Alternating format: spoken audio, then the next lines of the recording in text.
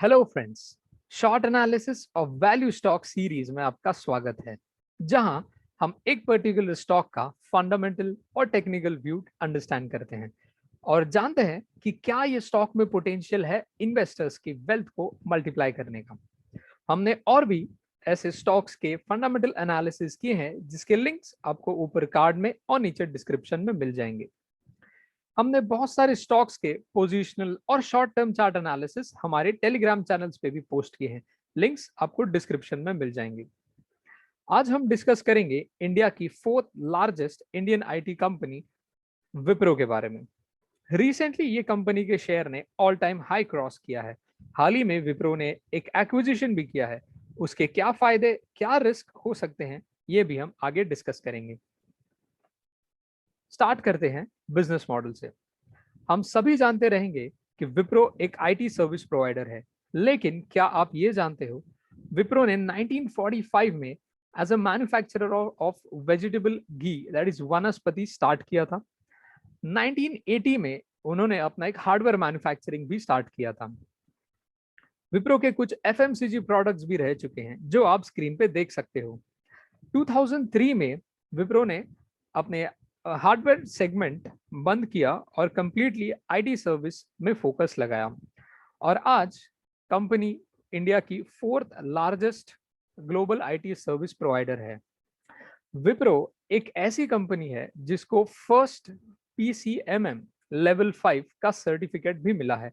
पीसीएमएम एक public capability maturity level model रहता है। ये उन कंपनीज को दिया जाता है जो अपने एम्प्लॉयज के स्किल्स, नॉलेज, वर्क एथिक्स को बहुत इफेक्टिवली यूज करते हैं।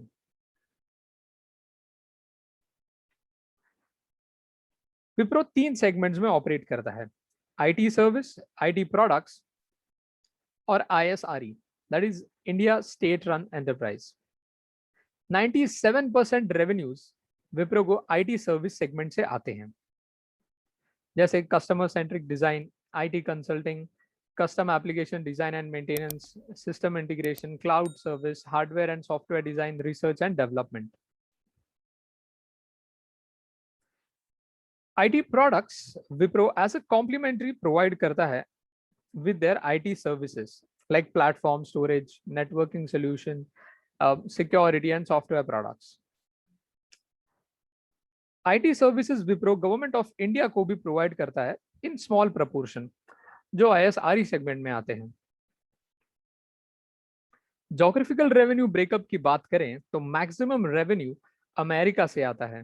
2020 में अमेरिका से ही हम सेल्स में ग्रोथ देख सकते हैं, रेवेन्यू में ग्रोथ देख सकते हैं। बाकी सारी कंट्रीज में हमें थोड़ा सा डिप दिखाई देता है।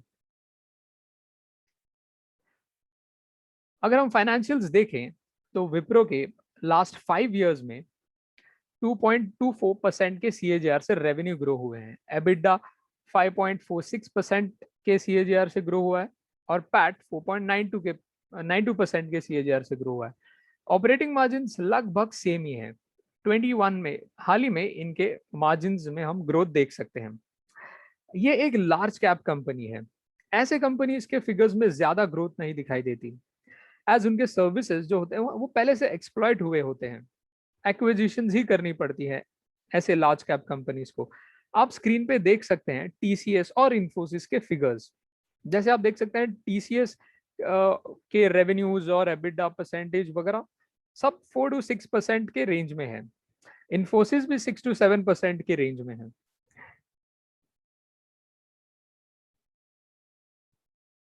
उसी के कंपैरिजन में अगर आप स्मॉल कैप कंपनीज जैसे मैस्टेक के फिगर्स देखोगे तो आपको डिफरेंस दिखाई देगा। हमने मैस्टेक का भी शॉर्ट एनालिसिस किया है। उसमें हमने स्मॉल कैप के कितना growth potential with risk discuss किए हैं। लिंक्स आपको ऊपर कार्ड में मिल जाएंगे। कंपनी ने इन्वेस्टर्स को काफी अच्छे रिटर्न जनरेट किए हैं। इनके आरओई और आरओसी दोनों लगभग 15 के ऊपर ही रहे हैं अब तक।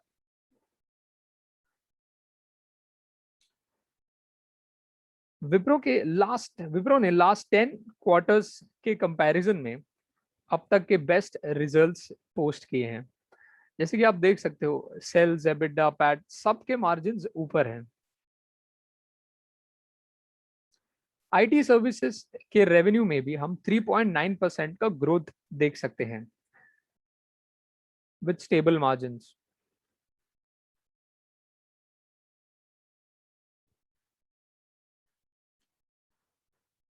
Q4 FY20 में इनके मार्जिन थे 15.9%, जो हाल ही के क्वार्टर में Q4 FY21 में 20.5% हुए हैं। अगर हम शेयर होल्डिंग पैटर्न्स की बात करें तो हमें प्रमोटर्स के शेयर्स में थोड़ा सा 1% देख सकते हैं कि कम हुए हैं, 1% कम हुए हैं। वहीं पर फॉरेन इन्वेस्टर्स ने अपने 0.8% की ग्रोथ दिखाई दे रही है उनके होल्डिंग्स में। डीआई ने भी अपने होल्डिंग्स बढ़ाई है। विप्रो ने लास्ट 3 to 4 क्वार्टर्स में काफी डिसेंट मार्जिन से इंडेक्स को बीट किया है। की ड्राइवर्स की बात करें तो विप्रो बहुत स्ट्रॉन्ग पोजीशन में है under the guidance of theory डेलापोर्ट, जो विप्रो में लास्ट 20 इयर्स से काम कर रहे हैं। उन्होंने हाल ही में सीईओ की पोजीशन असाइन हुई है। कैपको एक्विजिशन, कैपको के मेजर रेवेन्यूज बीएफएसआई मतलब बैंकिंग, फाइनेंस सर्विस, इंश्योरेंस से आते हैं। इसके एक्विजिशन से विप्रो के लिए बैंकिंग और फाइनेंस सेक्टर भी ओपन हुआ है। कैपको के मोर देन 100 कस्टमर्स हैं जो अभी विप्रो केटर कर सकता है। अगर हम क्लाइंट माइनिंग की बात करें तो विप्रो ने हाल ही में 5 न्यू क्लाइंट्स ऐड किए हैं, जिनसे $100 मिलियन एज अ रेवेन्यू आएगा। और रेवेन्यू कंट्रीब्यूशन में भी कंपनी के टॉप 10 क्लाइंट्स ग्रो हुए हैं।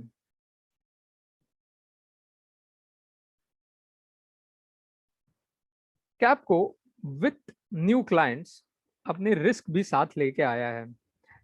कैपको का अगर हम ऑपरेटिंग मार्जिन देखें तो वो 11% to 14% के रेंज में है। इसी के वजह से विप्रो के मार्जिन नियरली 2% से डाइल्यूट हो सकते हैं नेक्स्ट ईयर। कैपको के रेवेन्यूज 700 मिलियन है, वहीं जो लेस देन 10% है विप्रो के रेवेन्यूज से।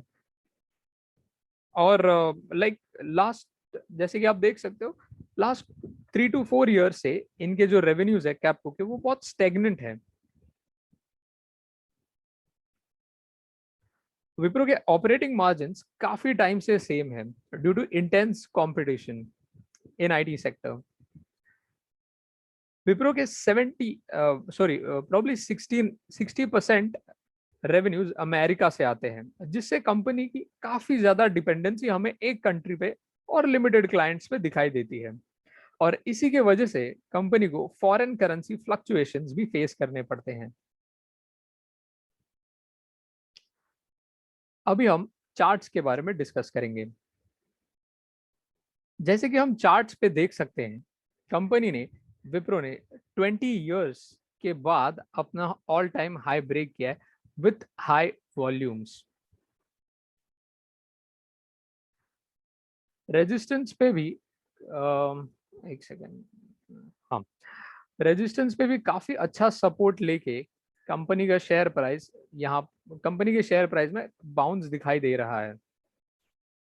हमने काफी टाइम से हमारी पोजीशंस होल्ड की है with a vision of 10 to 15 years.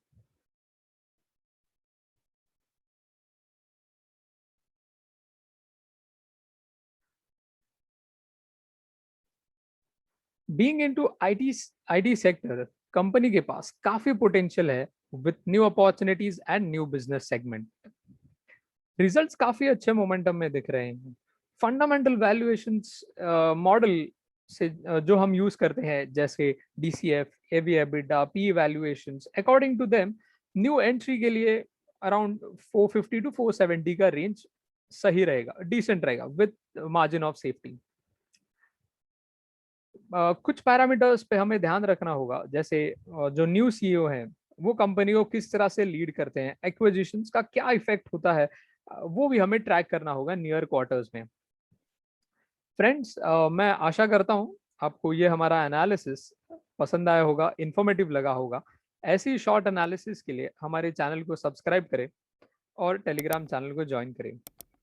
मैं आपको बताना चाहूंगा फ्रेंड्स, ये कोई स्टॉक रिकमेंडेशन नहीं है, ये सिर्फ इंफॉर्मेशन और नॉलेज पर्पस के लिए हम ये वीडियोस बनाते हैं। कोई भी डिसीजन लेने से पहले आप आपके फाइनेंशियल एडवाइजर को जरूर कंसल्ट करें। Thank you.